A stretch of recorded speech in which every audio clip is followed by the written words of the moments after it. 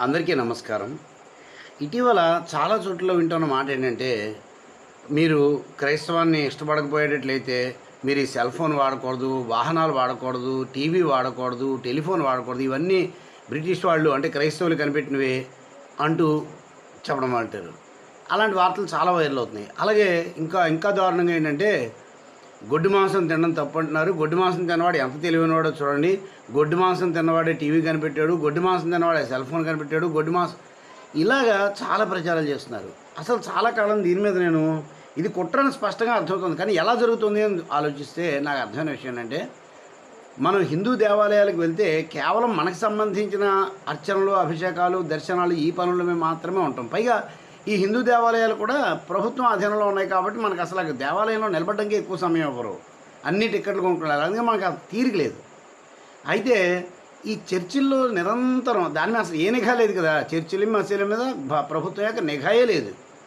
అంచేత వాళ్ళు ఏం చేస్తున్నారంటే మదర్సాల్లోనూ ఇక్కడ ఈ మసీదుల్లోనూ చర్చిల్లోనూ ఇలాంటివి బోధిస్తున్నారు.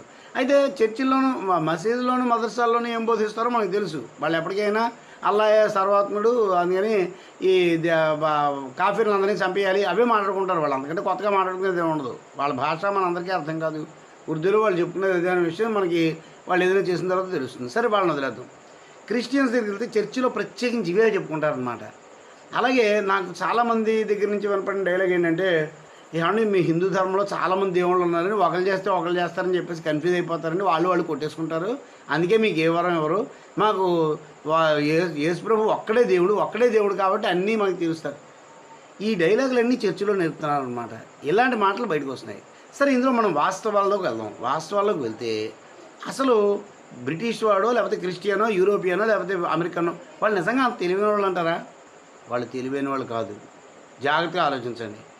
భారతీయులు ఒక ఏక వస్త్రాన్ని పంచిలా కట్టుకోగలరు, ఏక వస్త్రాన్ని చీరలా కట్టుకోగలరు, ఏక వస్త్రాన్ని పంచిలా కట్టుకుని రకరకాల మార్షల్ ఆర్ట్స్ చేయగలరు, ఏక వస్త్రాన్ని చీరలా కట్టుకుని రకరకాల నృత్యశైలులు చేయగలరు. అంటే చెదిరిపోకుండా అంత చక్కగాను. అదే వాళ్ళు అన్నీ కుట్టినవే కట్టుకోగలరు. అసలు కుట్టని బట్టలు వాళ్ళు కట్టలేరు. అంటే అక్కడే తెలిసిపోతుంది వాళ్ళ సామర్థ్యం ఏంటో.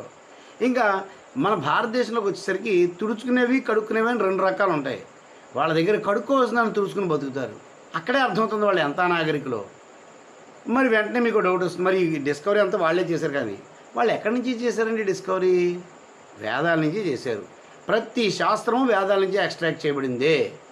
యజుర్వేదం నుంచి కెమిస్ట్రీ, బయాలజీ, ఫిజిక్స్ ఇవన్నీను, ఋగ్వేదం నుంచి మ్యాథమెటిక్స్, అథర్వవేదం నుంచి ఈ టెక్నాలజీస్, ఇది వాళ్ళే చెప్తున్నమాట. మనం ఏం చెప్పక్కర్లేదు. ప్రతి చోట్లోనూ ఆరిజిన్ తీసుకుంటే అన్నిటికీ అదే ఉంటుంది.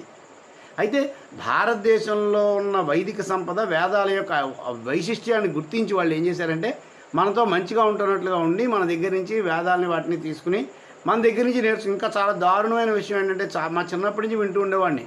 అథర్వవేదం భారతదేశంలో చాలా వరకు లోపించడానికి కారణం ఏంటంటే అథర్వవేదం చదువుకున్న వాళ్ళ చేత వాళ్ళ వేదాలలో ఉన్న సారాంశం అంతా వాళ్ళు ట్రాన్స్లేట్ చేయించుకుని ఇంగ్లీష్లోకి పండితులను చంపేశారు. అని అంటే ఎంత దారుణం చేశారో చూడండి. అయితే వీళ్ళందరూ ఎక్కడి నుంచి తెచ్చుకున్నారు? అక్కడి నుంచి తెచ్చుకొచ్చిన దాన్నే సైన్స్ అని పేరుతో ఇంగ్లీష్లో మనకు అప్పచెప్పారు. మనకు కొద్దిగా జ్ఞానం ఉండాలి కదా. మనం 26 అక్షరాల ఇంగ్లీష్ కోసం అని చెప్పేసి 56 అక్షరాలు తెలుగును కూడా చంపేసిన దుర్మార్గులం మనం. తెలుగు మీడియంలో ఎవరు చదివిస్తున్నారు పిల్లల్ని? నేను తెలుగు మీడియం చదువుతుంటే నన్ను పిచ్చోళ్ళు చూస్తున్నారు. అసలు ప్రభుత్వ పాఠశాల నుంచి తెలుగు మీడియం తీసేస్తే అసలు ఎవరికి చేమ కుట్టినట్లు కూడా లేదు. ఎవడు బాధపడలేదు అసలు. అయ్యో నా మాతృభాష పోయింది, మాతృద్రోహం జరుగుతుందనే ఫీలింగే లేదు ఎవరికిను. గతంలో 10th క్లాస్ దాకా తెలుగు మీడియం చదివి ఇంటర్మీడియట్ నుంచి ఇంగ్లీష్ మీడియం చదివేవారు. అలాంటి వాళ్ళు చాలా గొప్ప గొప్ప పరిస్థితుల్లో ఉండేవారు. 26 అక్షరాలు ఇంగ్లీష్ నేర్చుకోవడానికి అంతకంటే ఎక్కువ కష్టం అవసరమా? చిన్నప్పటి నుంచి ఇంగ్లీష్ చదువుతున్నారు, సరిగ్గా ఇంగ్లీష్లో మాట్లాడడం కూడా ఇప్పుడు ఉన్న వాళ్ళకి ఆ భావం ఏంటో తెలియదు. సైన్స్లోను సోషల్లోను ఇప్పుడు నేను ఐఐటి నీట్ కెమిస్ట్రీ ఫ్యాకల్టీ మెంబర్ని. 25 ఇయర్స్గా నేను ఇదే ఫీల్డ్లో ఉన్నాను. ఇప్పటికీ చూస్తున్నాను ఇంగ్లీష్ మీడియం వాడికి ఫీల్ తెలియట్లేదు. ఏదైనా ఒక సిస్టమ్ ఉందంటే దాని అది ఏమిటో ఇంగ్లీష్లో ఎక్స్ప్లెయిన్ చేస్తున్నాడు. అంటే ఏమిటంటే తెలుగులో చెప్పలేకపోతున్నాడు. అసలు ఆ ఫీల్ ఏమిటో తెలుగులో చెప్పలేకపోతున్నాడు. ఇంత దారుణమైన పరిస్థితుల్లోకి మనం దిగజారిపోయాం. మనకి ఏమైనా అర్థమవుతుందా? అయితే ఈ డిస్కవరీస్ అన్నీ చేసినది వేదాల నుంచి ఎక్స్ట్రాక్ట్ చేసే.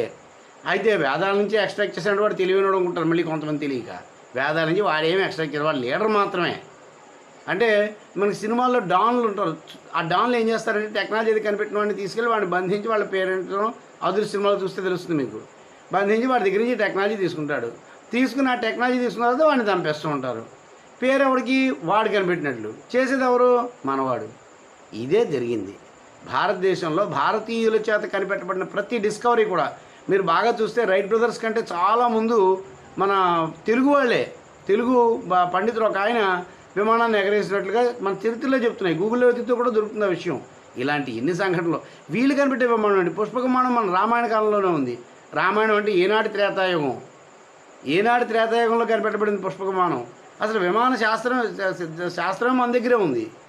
అంచేత ఇవి ఏవి వాళ్ళు కనిపెట్టినవి కాదు. వాళ్ళకి అంత తెలివితేటలు లేవు. వాళ్ళు బుర్ర తక్కువ వాళ్ళు కాబట్టి వాళ్ళు ప్రపంచం అంతా ఆక్రమించేస్తుంది. ఇప్పుడు ఒక చిన్న విషయం, రక్షించేవాడు అంటే అర్థం ఏంటి? వాడి చేతిలో ఆయుధాలైనా ఉండాలి, లేకపోతే వాడు కనీసం శత్రువులను కొంతమంది చంపినట్లయినా మనకు ఉండాలి. వాడిని రక్షిస్తాడంటాం. అసలు వాడే చచ్చిపోయిన వాడు దేవుణ్ణి అని ఎలా నమ్మగలుగుతున్నారు?